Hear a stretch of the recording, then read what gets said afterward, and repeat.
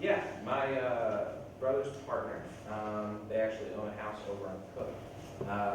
I think it was last year, someone can correct me if I'm wrong, that Walnut Street flooded very heavily.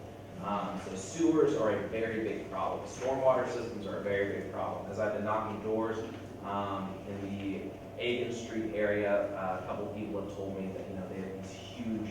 They've had to dig ditches in their backyards just to pool all the excess water. So in my opinion, the time to start working on sewers was 4 years ago. And we need to rapidly take up money and funnel it into repairing first ward infrastructure. The Tribune reported last year that 15% of our known sewer lines, because we don't actually have the entire sewer mapped out, we just fix problem areas and that's how we build our sewer map.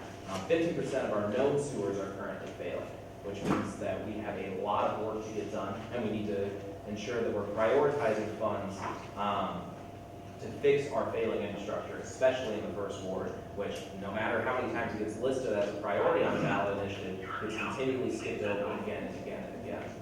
And as a first ward representative, I would really hope to be able to lend my voice to ensuring that funds get funneled into fixing first ward infrastructure, because without good infrastructure, it's very hard to build healthy things. I also have been talking to people. People have had sewage in their basements. They've, I knew somebody who just dug a big hole in his backyard and had a pond back there with all the underground water that comes up. It's a huge problem. And I think one of the things that we really have to look at is how we pay for growth. I think we're paying for growth by expanding things out to the city's edge before we're taking care of the sewers here.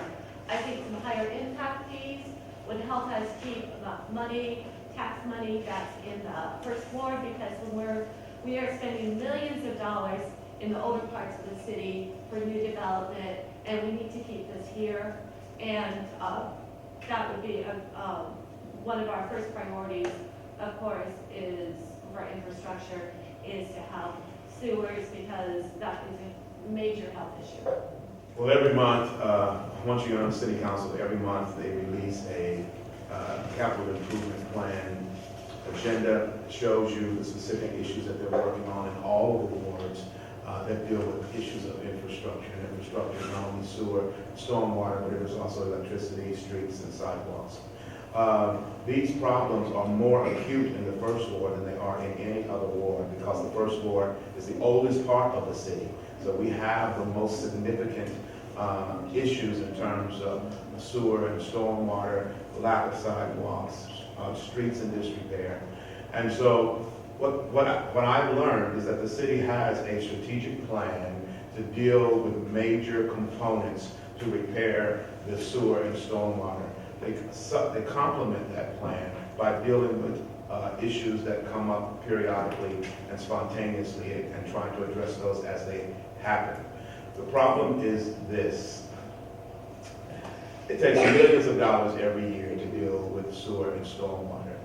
And so it is quite likely, and probably unavoidable, that we will always have to deal with sewer and stormwater issues in the first ward, because the systems are so old.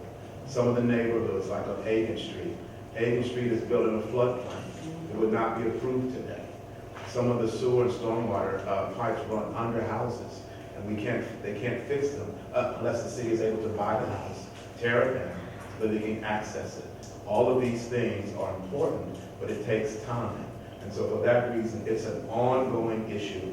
Every person, whoever runs for the city council in the first ward, from now on, will always have to say, we're going to work on sewer and stormwater issues in the first ward. It is an ongoing process that I'm not sure we will ever be able to say it's done.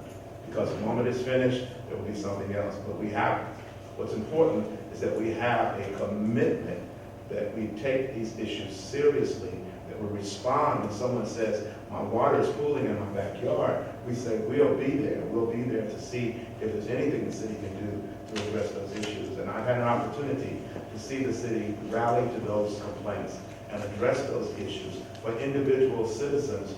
And those projects were not on the plan.